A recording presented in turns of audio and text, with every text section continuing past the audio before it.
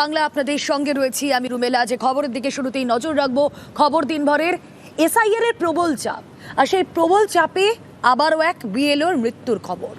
এক বিএলওর মৃত্যু, মানসিক চাপ আর নিতে পারছিলেন না এসআইআর এর কাজের যে চাপ, সেই চাপে আজ ভোরে মৃত্যু সম্প্রীতা চৌধুরী সান্যালের। মালদার ইংরেজ বাজারের ঘটনা। আরো বিস্তারিত জানি, প্রতিনিধি সেবক দেব শর্মা রয়েছেন সঙ্গে। সেবক, সম্প্রীতা চৌধুরী বিএলও, কি হচ্ছিল তার, পরিবার কি বলছেন, কতটা চাপ ছিল তার যে শেষমেশ এই মৃত্যুর ঘটনা?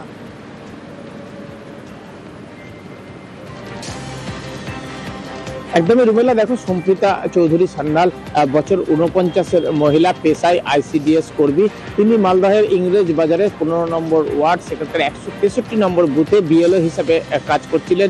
বেশ কিছুদিন ধরে অত্যন্ত চাপে ছিলেন এমনটা পরিবার বলছে। রাত্রির 2-3টে পর্যন্ত তাকে কাজ করতে হতো।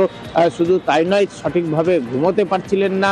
একই সঙ্গে বাইরে প্রচণ্ড ঠান্ডার মধ্যে ঘুরে ঘুরে কাজ করতে হতো, কখনো খালি মাঠে, ফাঁকা মাঠে বসে কাজ করতে হচ্ছিল। তিনি অসুস্থ হয়ে পড়েছিলেন। ডাক্তারকে দেখানো হয়েছিল দিন কয়েক আগে একবার ঠান্ডা লাগার কারণে। সেই সময় ডাক্তাররা তাকে বিশ্রামের পরামর্শ দিয়েছিলেন, কিন্তু এসআইআর এর চাপে আর বিশ্রাম নিতে পারেননি, তাকে সেই অবস্থাতেই কাজ করতে হচ্ছিল। এই অবস্থায় গতকাল বেশি রাতে তিনি অসুস্থ হয়ে পড়েন। তাকে মালদা মেডিকেল কলেজে হাসপাতালে নিয়ে যাওয়া হলে চিকিৎসকরা মৃত বলে ঘোষণা করেন।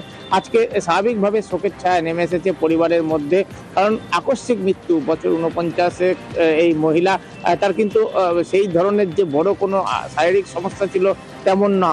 আর এতেই পরিবার শোকস্তব্ধ। স্বামী বলছেন যে যেভাবে কাজ করতে হচ্ছিল, অত্যন্ত চাপে ছিলেন, মানসিক চাপে ছিলেন। স্বামীকে সেটা জানিয়েছিলেন এবং বারবার নতুন নতুন নিয়ম, নতুন নতুন যে কোয়ারি আসছিল তা দিতে, সামাল দিতে কার্যত হিমশিম খাচ্ছিলেন তিনি। এই অবস্থায় তার মৃত্যু, আর তাতেই শোকস্তব্ধ পরিবার। আজকে ওই পরিবারের সঙ্গে দেখা করেন তৃণমূল কাউন্সিলর গায়ত্রী ঘোষ।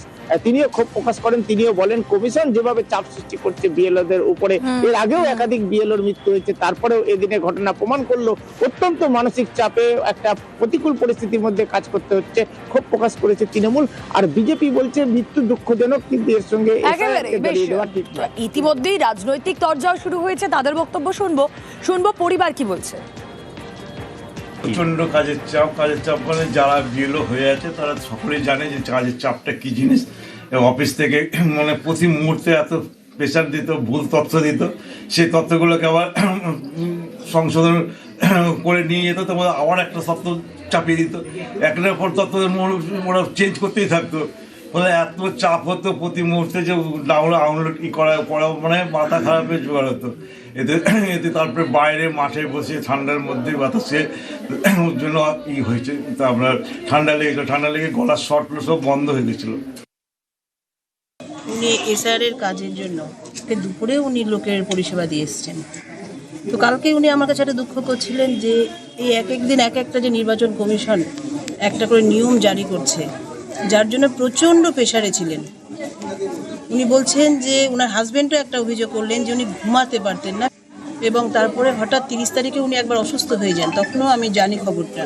তারপরে উনি নার্সিংহোমে গিয়ে ডাক্তার দেখিয়ে এসছেন। তো ডাক্তারবাবু বলেছিলেন যে ঠান্ডা লেগে গেছে, এইভাবে কাজ করতে করতে 12টার দিকে হঠাৎ আবার অসুস্থ হয়ে পড়েন। নার্সিংহোমে ভর্তি করানোর জন্য নিয়ে যাওয়া হয়, সেই অবস্থাতেই সম্ভবত উনি হয়তো চলে গেছিলেন।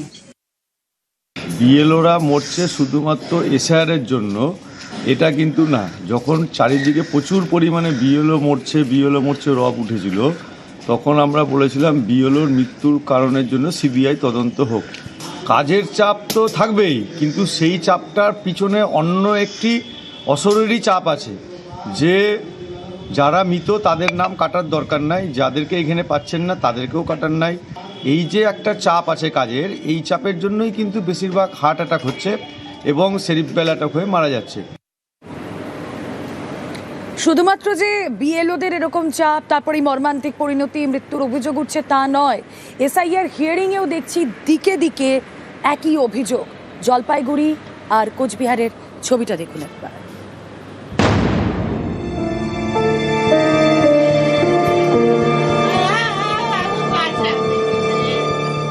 জলপাইগুড়ির ফুলবাড়ির চুনাভাটির বাসিন্দা মোহাম্মদ খাদেম মঙ্গলবার সকালে বাড়ির কাছে একটি গাছ থেকে তার ঝুলন্ত দেহ উদ্ধার হয়। পরিবারের দাবি, 31শে ডিসেম্বর শুনানিতে হাজিরা দেন মোহাম্মদ খাদেম। তারপর থেকে আতঙ্কে ছিলেন। সোমবার সন্ধ্যে থেকে নিখোঁজ। মঙ্গলবার সকালে ঝুলন্ত দেহ উদ্ধার হয়। শুনানির আতঙ্কেই আত্মঘাতী হয়েছেন বলে দাবি পরিবারের। আর বাবা তো সুসাইড করছে ওই পাশের জঙ্গলের মধ্যে, কারণ ওই এসআইআর এর আতঙ্কে। ডাক পড়েছিল হিয়ারিংও গেছি, হিয়ারিং সব সমাধান হয়ে গেছে। হিয়ারিং হওয়ার পরেও বাবা ভাবতেছে কি করবে, আমাদেরকে কোথায় নিয়ে যাবে, বাংলাদেশে পাঠাবে নাকি, ওইটার আতঙ্কেই বাবা এইসব।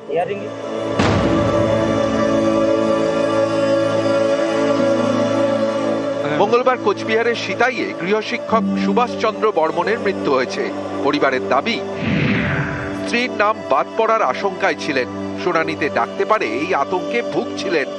এর জেরেই সুভাষচন্দ্র বর্মন আত্মঘাতী হয়েছেন বলে দাবি পরিবারের।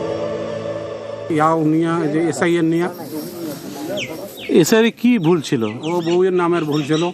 কি ভুল ছিল? ভুলটা হলো কি, এখন ওই ভাইয়ের নাম বোধ হয় স্বামীর নাম হয়ে আছে। ডাক পেয়েছিল? না না, ওগুলোর ডাক পায়নি। টেনশন করতো এটা নিয়ে? টেনশন মানে দারুণ টেনশন।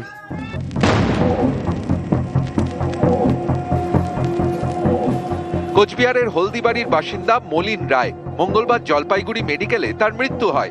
পরিবারের দাবি, 2002 তালিকায় নাম ছিল না।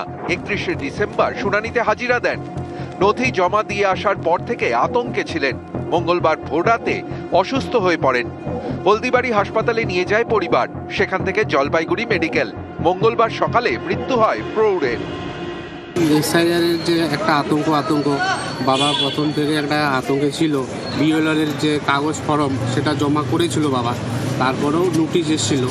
সেই নোটিশের ভিত্তিতে 31 ডিসেম্বর ওই আমাদের কাছে যেগুলো ডকুমেন্ট ছিল সেগুলো দিয়েছে, আধার কার্ড আর এসসি সার্টিফিকেট আর প্যান কার্ড দিয়েছিল। তারপরে কোনো রিপ্লাই আসেনি। সেদিন থেকে হয়তো বাবা ভিতরে একটা চাপে ছিল। নিউজ 18 বাংলা।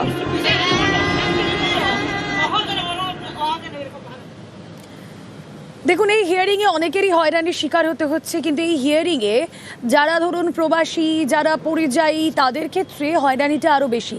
তাদের তড়িঘড়ি আসতে হচ্ছিল এতদিন, কিন্তু এবার তাদের ক্ষেত্রে নিয়ম শিথিল করা হয়েছে। প্রবাসী এবং পরিযায়ীদের জন্য নিয়ম শিথিল কমিশনের শুনানিতে না এলেও নথি গ্রহণ করা হবে। কিভাবে নিয়ম শিথিল করা হয়েছে, তাদের হিয়ারিংয়ের প্রসেসটা কি জানবো। প্রতিনিধি সোমরাজ বন্দ্যোপাধ্যায় রয়েছেন সঙ্গে। সোমরাজ, দেখো, যারা প্রবাসী রয়েছেন তাদের যাতে না আসতে হয় হিয়ারিং এর জন্য, তার